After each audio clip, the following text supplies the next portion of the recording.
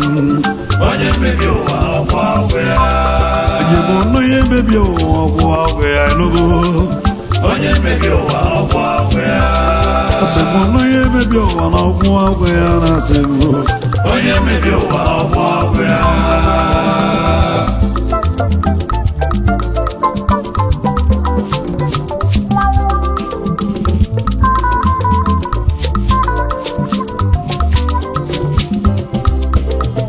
Onye mebie ụwa na ọgwụ agwụ ya na-asị m. Onye mebie ụwa ọgwụ agwụ ya. Onye bụ onye mebie ụwa ọgwụ agwụ ya enugo. Onye mebie ụwa ọgwụ agwụ ya. Asị m onye mebie ụwa na ọgwụ agwụ ya enugo. Onye mebie ụwa ọgwụ agwụ ya.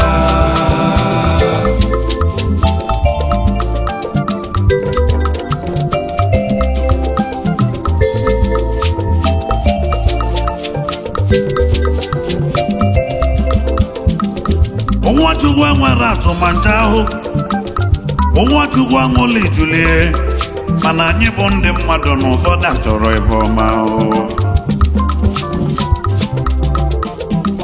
Ọbịala ụwa ha Chukwu kelụ, ụfọdụ ewelụzie iwe n'ọnụma, wee na-emezi n'ụwa sị ka ụwa gbasara ọba enugo. Ofe ife ka mụ malụ n'ụwa anụ, Achukwu kele ụwa bụ ọmasị amasị, mkpụrụ bụ na ịkụlụ n'ụwa ịwọlụ ya enugo, maka na onye mebie ụwa na ọgwụ agwụ ya ahụ. Onye bụ onye mebie ụwa ọgwụ agwụ ya na-asị mbụ. Onye mebie ụwa ọgwụ agwụ ya. Asị m onye mebie ụwa ọgwụ agwụ ya enugo. Onye mebie ụwa ọgwụ agwụ ya.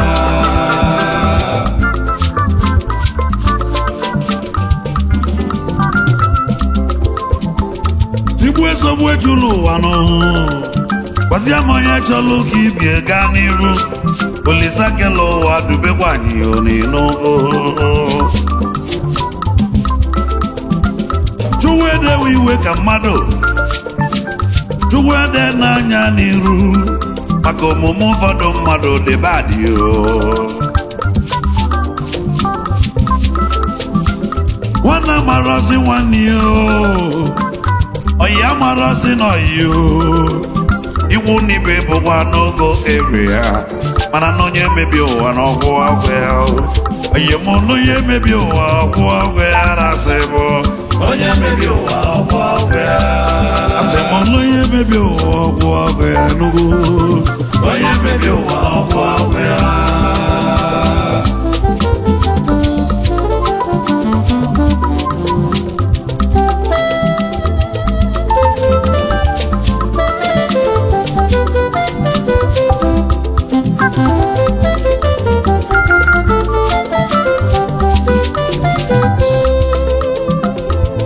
Ọya atụnata ofeke nụnụ, eziokwu na-asị m olozo onye gwọla ya, olozo na-echi dị ifugo n'ụwa nụ.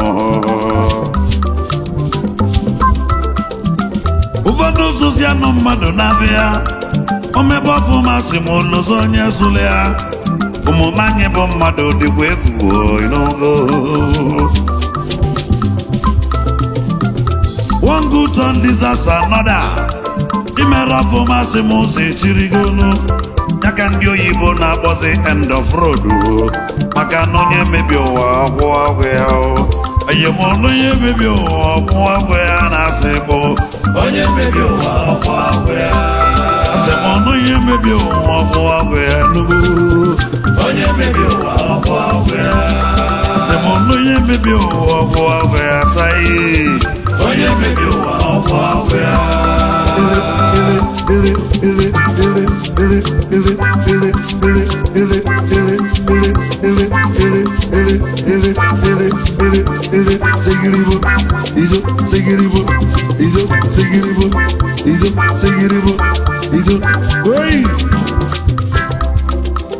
Ụfọdụ ndị pastọ egbughị anyị o, amụmụ ya ka ava na-ebuzi, ebe fa na-achụ ego nke ụwa edogo.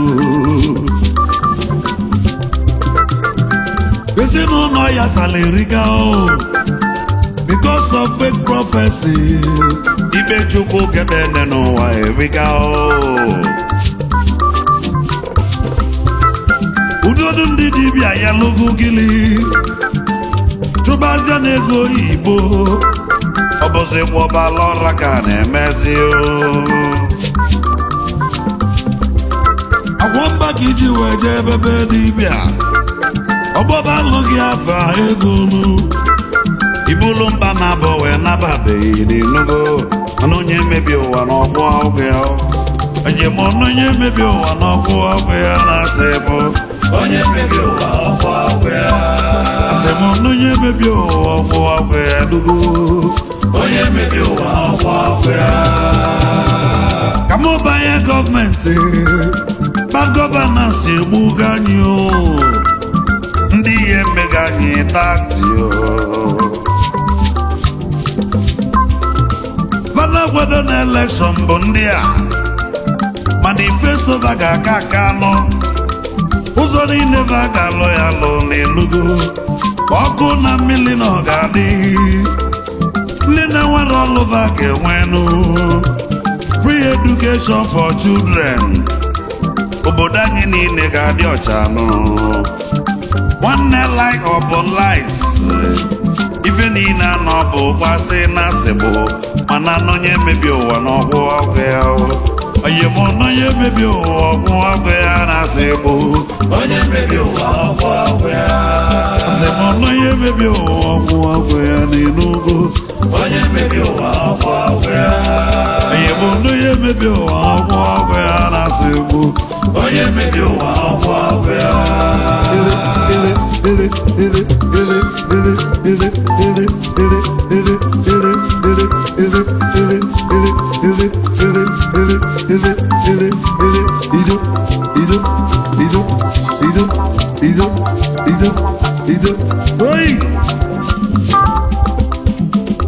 Anjebedu unu gọbịa jiblọka iwu dị nka na ụgbọ onyinye chukwu onye udunu gọbịa ite igwe nwoke ma ọ dalụ onyeọma ite igwe n'ọnụ mekeneke ite igwe na-asị m n'ụlọ ọnụmọ ụdị nka sị m n'ụlọ ọnụmọ ite igwe na-asị m n'ụlọ ọnụmọ onyinye chukwu nyela udunu gọbịa n'ọyịmụ ite igwe na-asị m n'ụlọ ọnụmọ oge etiti ka m na-ejenụ kedu weta onye ọra niile chivava m chukwu ma nwoke mụrụ na onye ọmanụ ọkwa aka m n'ide mmiri o weta onye ọra na m keneli chivava m chukwu ma na ị ga-adị ịmalụgo jelụ mba nwanyị ọma Chief Mrs. Edu n'Ọkafọ Adara oke nwanyị ọma ekelelụ m Sọpron họtelụ n'Ọnịcha nne m ochie si inye eje ugo jelụ mba na ama kelele onye ọma agbawo dịka izu n'anya ikenele udogwu ndị adazi anyị ọcha sese n'ọnụ m ekene gị daalụ agbawo dịka izu agbaghalị anya egwu m ejebe aga ugwu nri udo nwoke m John Bosco Sọchukwu m onye ụka ọkụta onye ibe wanụ John Bosco nwoke m na anyị kenele nwachidu asị m n'ụlọ ọnụ m oyi m John Bosco na anyị kenele Sọchukwu m onye ụka na anyị kenele Sọchukwu m onye ụka na anyị kenele nugo Sọchukwu m onye ụka na anyị kenele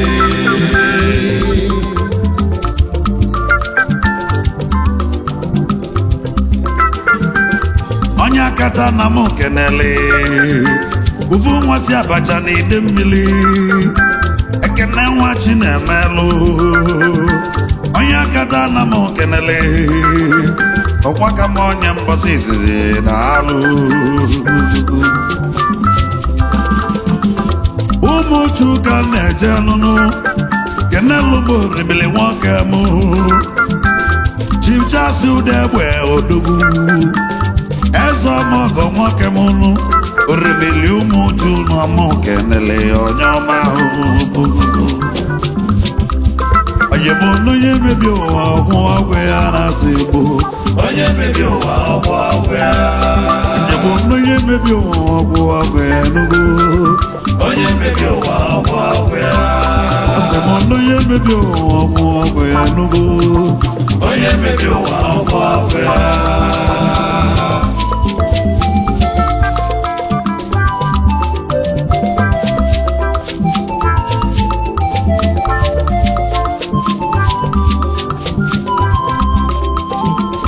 ụba wudu nwoke m chinwe ụba gift nwoke m onye ọmanụ ezi anyị m ụba wudu onye m ụba wudu na m kenele onye m chinwe ụba gift na-ekelele m ụba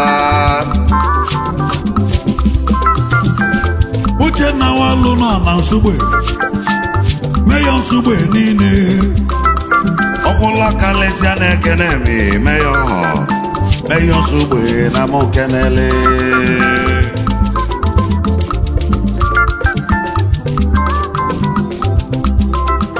onye m Chief Justice onye ọma o ife dị ara nwa ma bịanụ ife dị ara na Nsugbe onye ọmanụ Chief Justice na-ekenelụ m omebelewu Nsugbe na-ekene mi onye ọma ife dị ara sị m n'ụlọ unu m ụgwọ mgbọlụ Nsugbe onye m Chibụzọ nwụdo ọkwọtọ Nsugbe ọrụ ụla onye m ọkwọtọ nọrụ ụla na-ekenelụ m onye wego ekene gị ọkwọtọ Okechukwu Anenwede Global Concept na mụ na ya dị na mmanụ ife melụ ya si na ọdịkwa lele ụkwụ ezigbo oyi iji eme ọnụ JB Communications Tito Brothers nwoke m Ikeja obi esie nwa Chikelu ka o mesịa ezigbo ya na-enwede o mesịa Okechukwu n'onye nwegwe ekene gị na-alụ Anenwede Global Vitanya Anenwede Global Vitanya Okechukwu Anenwede Global Vitanya Anenwede Global Vitanya Okechukwu Anenwede Global Vitanya ego mejebe na Nando obele ịda na ndọ emu ịda kolokolo na m kenele Chukwu dozie nwe emeka emu obele ịda nwoke masị m gaba n'ihu ọbala tụle dibịa emu oyimeze nwanyị tọnda o ife anyị nwa katọ na-eli mmanwụ bụla bụ na Nando obele nwa Chukwu nyelu pọpọ ahụ eze nwanyị tọnda n'ụlọ n'ụmụ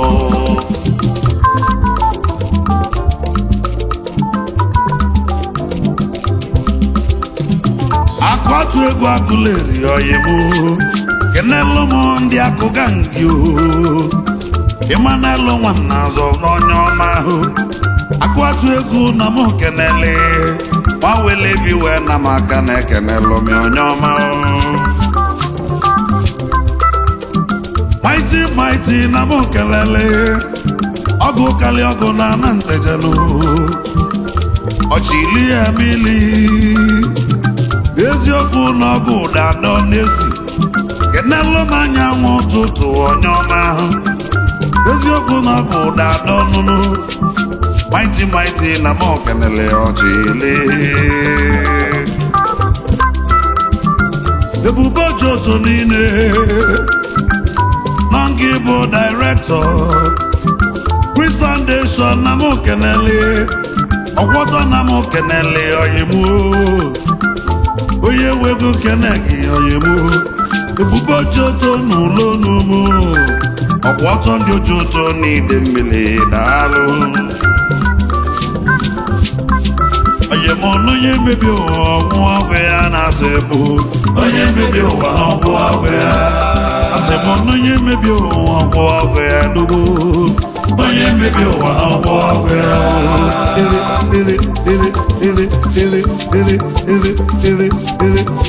Segiribo, ido, segiribo, ido, segiribo, ido, segiribo, ido, segiribo, ido, segiribo, ido, segiribo, ido.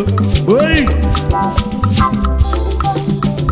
Ifeanyi nwe babuji, ofu nwanne gbaligbo yale, ibe elibe agụ agụ unu, ifresh property na mụ kenele. Infex oil and gas onye ọmanụ, ezigbo ọgwụ aka materialụ, onye wego ekene gị daalụ. Ebube Chukwu na bagana, abega won touch nwoke m, oye mụ nwanyị agụ na bagana o, Royal Vintage na mụ kenele.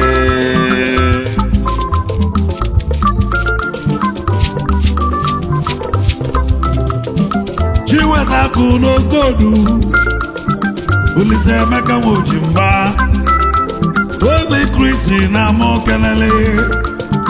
Chiwetaku n'okodu, onye nwe ego ekene gị Olise Emeka o. Kenete ndị ezo yemu, Ezeli akụ n'obosi, umezie nwa keke oyemu.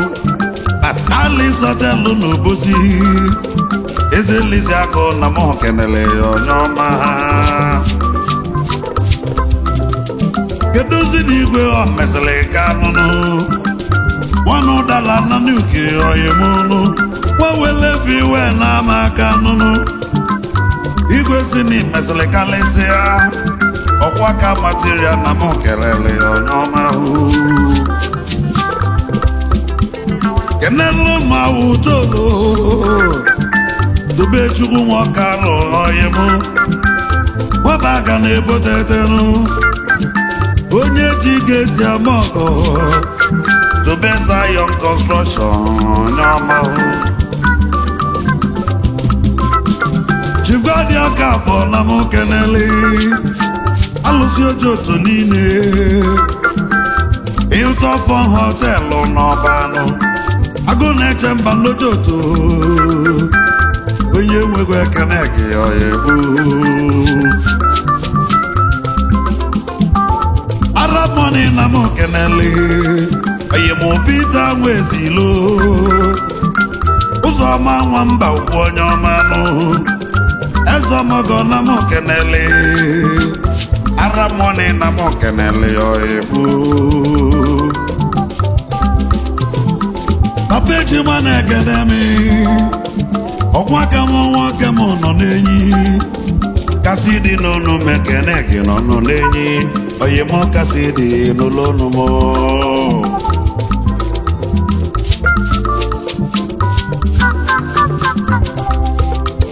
Kenelu m ọbata obie na ngwaelenụ, ebe chairman youth oyi mụ, Obiara Nwankwọ ọnụ, obele nwanne na-achị ọra ruru, ọbata obi nsị na mụ kenele onye ọma o. Ebuka ọkịka nwa nri ji ọbọnụ, Eskala World Rider ebu, onye wee ego ekene gị Eskala. Onye m igwe bụ ike nwoke ụkwụ ọnụ, nwata na-achọ nke na ama m, ezi ịmụ nna na amụ ọnyọma nụnụ, egbe a na-agba n'anyanwụ n'ụnụ, odogwu nwoke mụ na Bangkok ọgụgụ.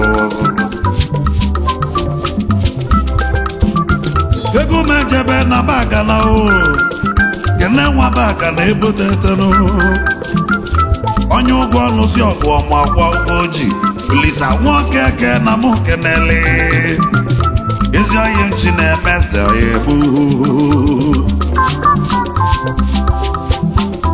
Eziokwu na mụ kenele onunu, onye mebie ụwa ọgwụ ya nụnụ, ụwa Chukwu keleke ka nna ya ọnụ, mana onye mebie ụwa n'ọgwụ ọgwụ ya, onye mụ onye mebie ụwa ọgwụ ya dugo, onye mebie ụwa n'ọgwụ ọgwụ ya.